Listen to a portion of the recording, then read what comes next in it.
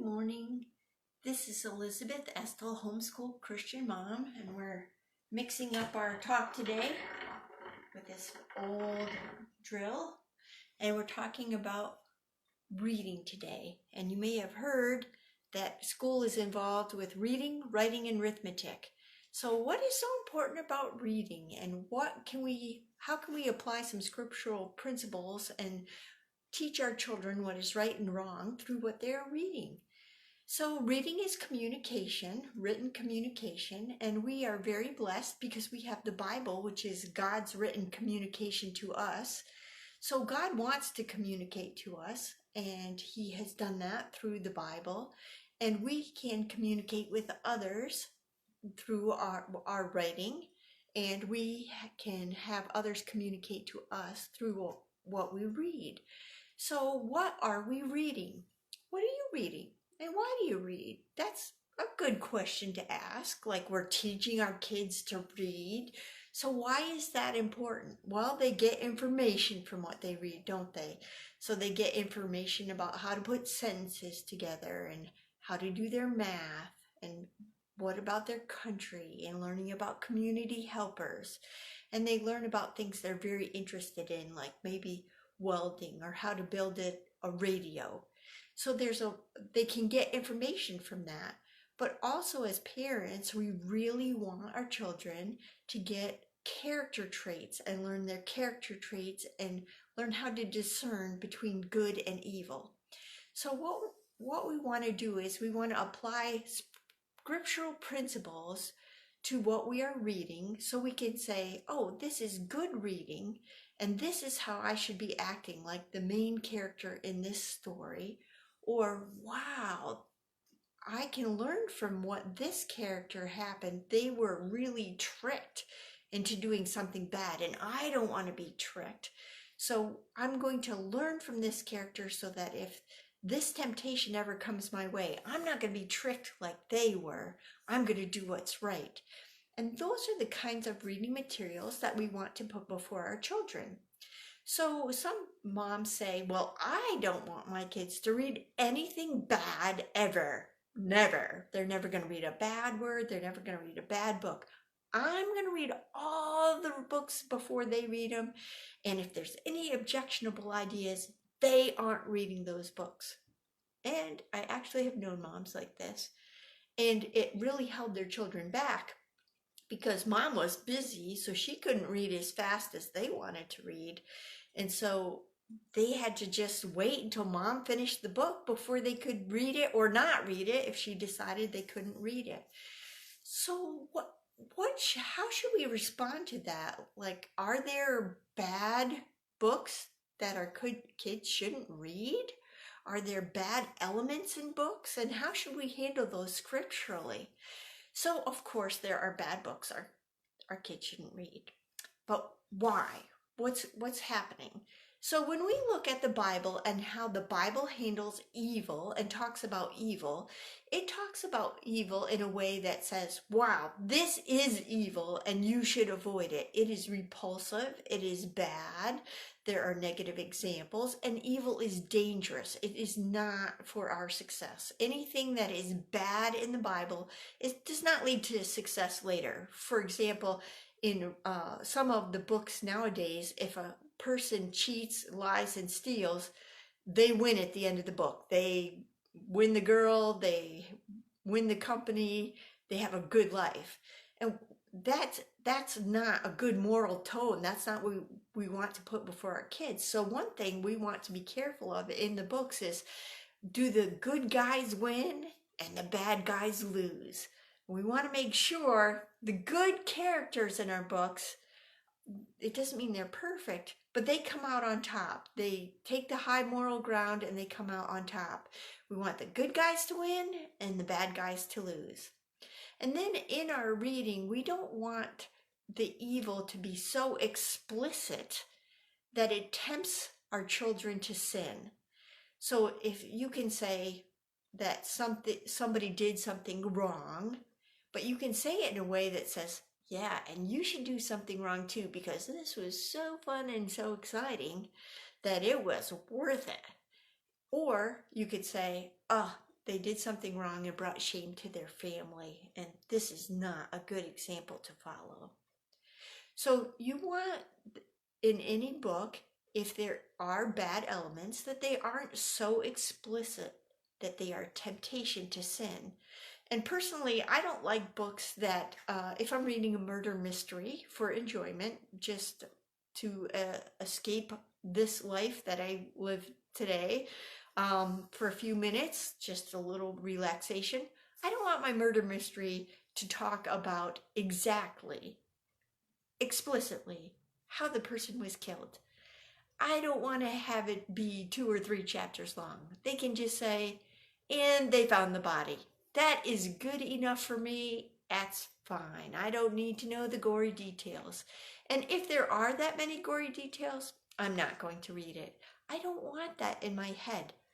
There's only so much room in this head of mine. I want to make sure I fill it with good things. So you want the moral tone of the book to be good, with the good guys winning and the bad guys losing. And you don't want explicitness that tempts your children to sin. And also, you don't want something that is put in a book just for the purpose of putting in the book, and it has no reason to push the plot forward at all. And this is seen a lot in teenage romance books, that there is a sexual scene dumped in there somewhere. And that is really brings no purpose to the book except as sin in the book for the character. And it's usually too explicit, and it usually is written in such a way that it makes that behavior seem that people would want to do that behavior. It seems okay. In this situation, this was good. In this situation, this is what happened, and it worked out fine. There was no negative consequences. So you have to be very careful of those elements when you're teaching your children discernment to read.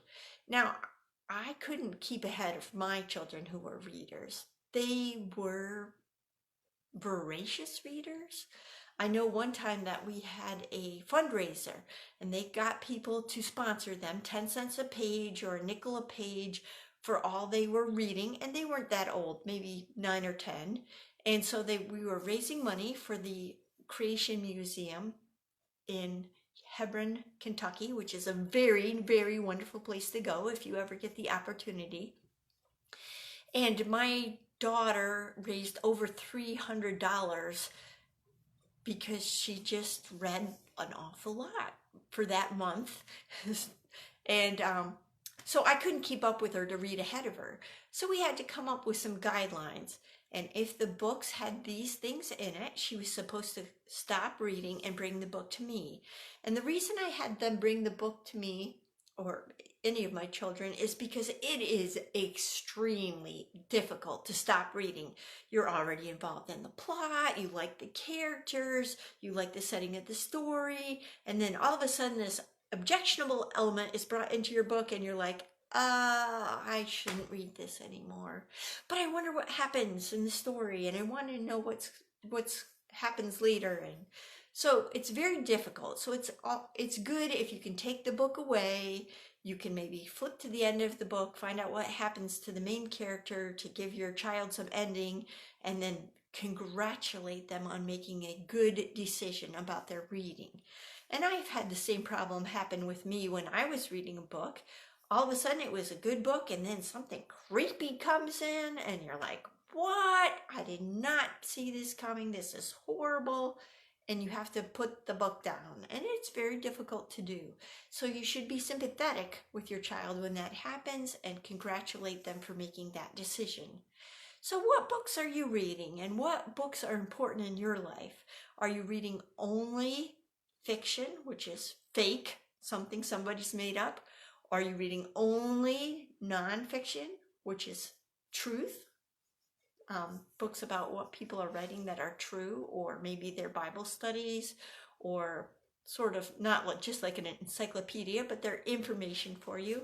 So what are you reading, and why are you reading it? So let's look at those things, make sure we're reading things that are pleasing to the Lord, that are going to teach our children good character traits.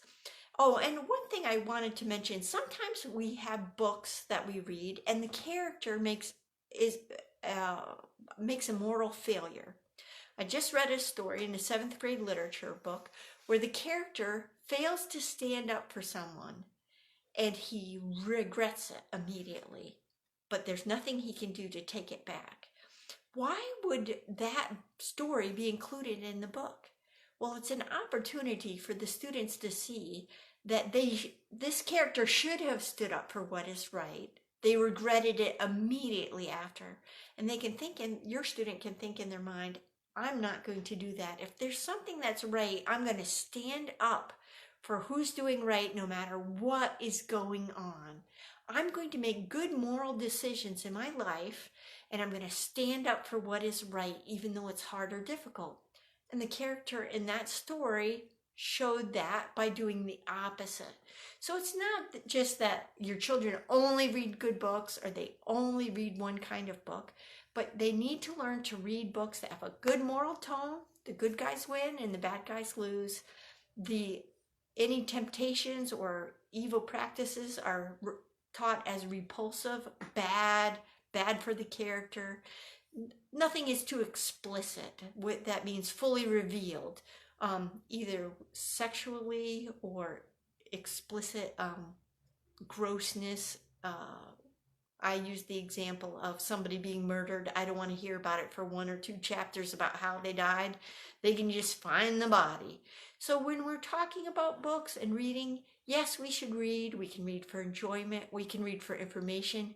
We can read to learn about the Bible through reading the Bible or good Bible studies, and putting all these ideas into our mind through the lenses of God's Word, so that we can glorify Him in what we are reading and what we are teaching our children about reading.